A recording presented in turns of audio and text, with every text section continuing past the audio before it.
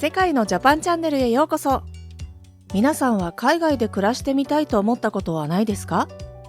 日本とは違う文化や習慣、その国ならではの料理や住まい、日本にいては経験できないことがたくさんありそうです。今回は海外で羨ましがられた日本の生活に関する話題をご紹介します。世界の陸地面積の8分の1を占め、東西1万 1000km に及ぶ広大な国土を持つロシア連邦国は182の民族が住む多民族国家です。日本の成田空港からだとロシアの首都モスクワへは約15時間。遠い国の印象がありますが、札幌新千歳空港からサハリン州の首都ユジノサハリンスクまではたった1時間という、実は日本から一番近いヨーロッパなのです。このように場所によっては行き来しやすい環境もあって、留学や働くために来日し、長期的な滞在や日本に定住する在留ロシア人は徐々に増えています。そんなロシアに関して以前海外で話題になっていた記事がありました。それはあるロシア人男性が SNS に投稿したもので、人口、警察官と役人の数、1人当たりの GDP、年金受給額や平均寿命について日本とロシアを比較した内容。一体どのような結果だったのでしょうか。実際の投稿内容を見てみましょう。人口、日本約1億2700万人、ロシア約1億4600万人。警察官の数、日本約25万人、ロシア約76万人。役人の数、日本約33万人、ロシア約140万人。一人当たりの GDP、日本約474万円、ロシア約100万円。日本の国民年金とロシアの社会年金の平均額、日本約5万5千円、ロシア約1万8千円。平均寿命、日本女性87歳、男性81歳、ロシア女性78歳、男性68歳。以上が投稿された内容です。人口が同じくらいでありながら、他の比較内容が全く異なることに驚きますね。この投稿に対して海外の人々からは様々な声が寄せられていましたので、その一部をご紹介します。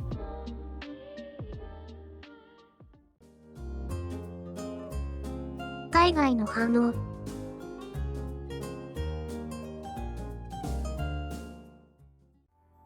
日本に足を踏み入れると、まるで別の惑星に来たような気持ちになるぞ。彼らは本来人間がすべき生活をちゃんとしている。あれ？ 1945 年の8月に戦争に勝ったのはどっちだったっけ？日本が敗戦国だってことを考えると興味深いよね。しかも資源だって限られてて、どこの国でも取れる無塩炭ですら日本にはない。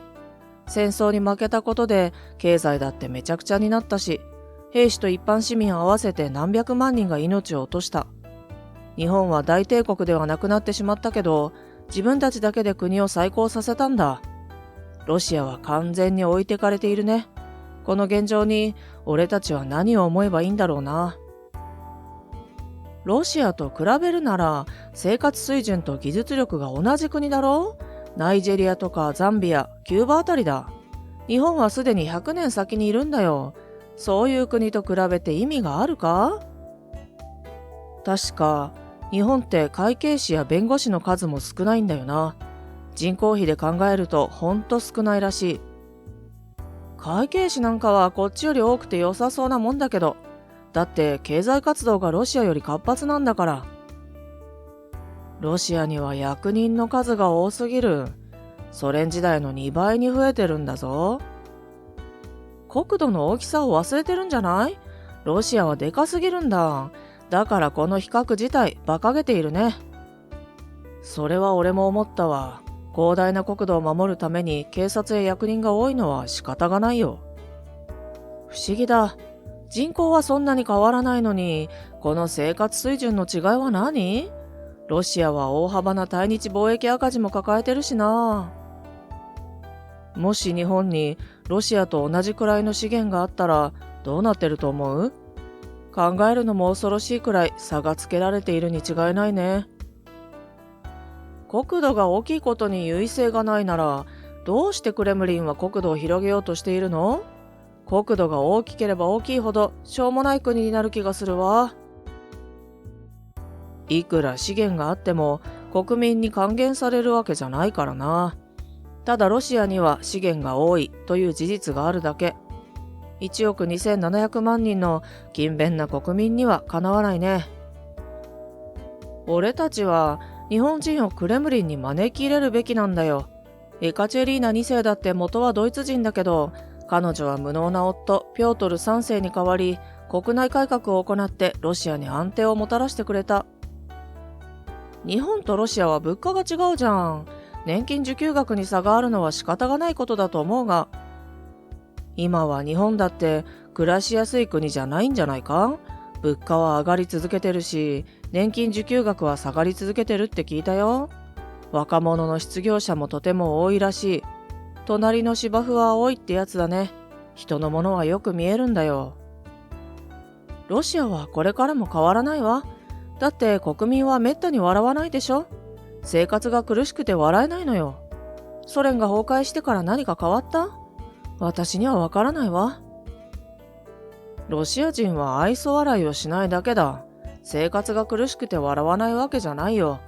そんなにロシアがひどい国だと思うなら、日本に移住して豊かな生活とやらを送ればいいよ。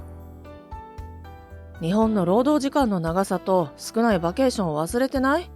彼らは夜遅くまで仕事して、夜中に家に帰り、家族と過ごす時間さえ満足に取れないんだぞ。バケーションなんて言葉は日本にはないんだよ。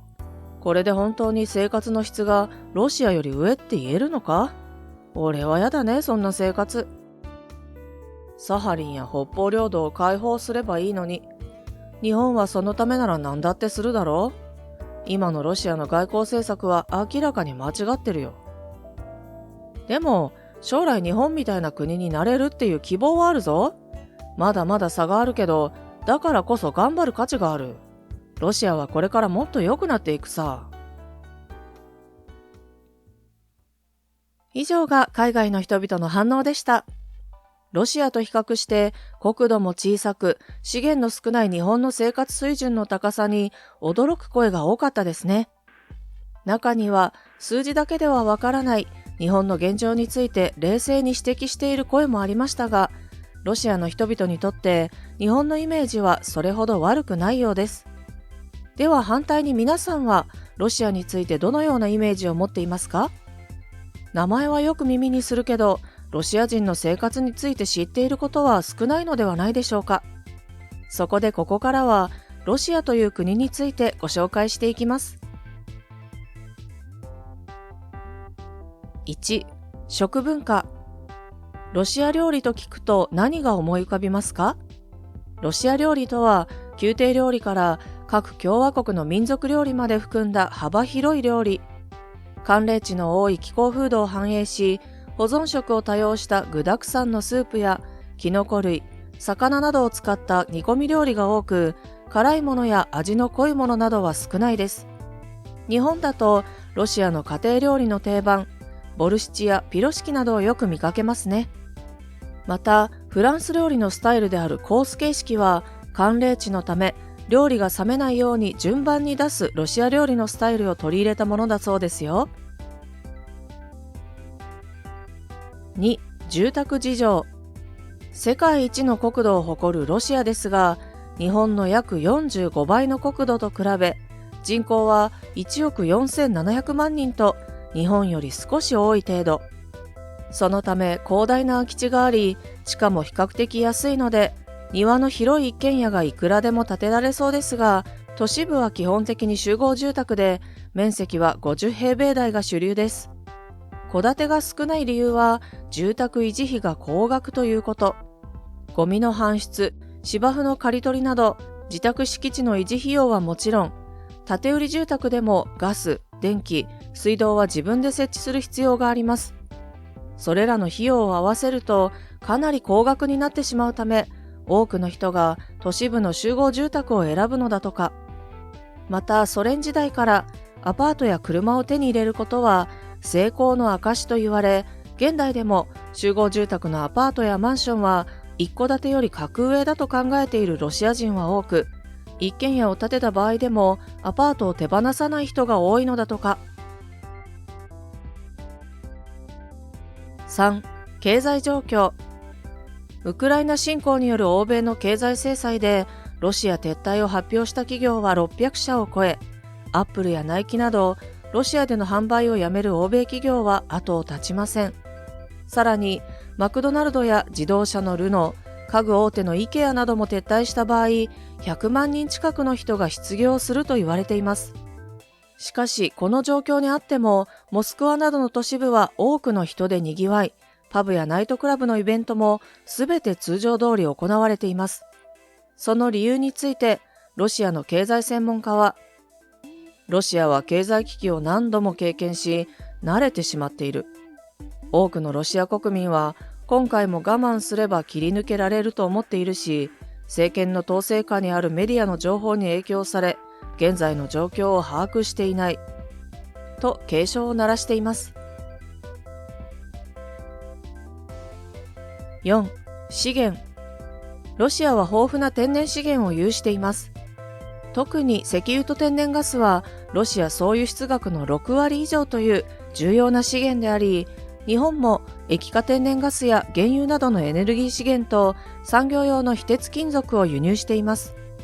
また、白金やパラジウム、ニッケルなどのレアメタルが豊富で、2020年のパラジウム生産量はロシアが世界の半数近くを占めました。パラジウムは歯科用合金や半導体用メッキにも使われますが、現在ウクライナ侵攻の影響で輸入が滞っており、日本も大きな影響を受けています。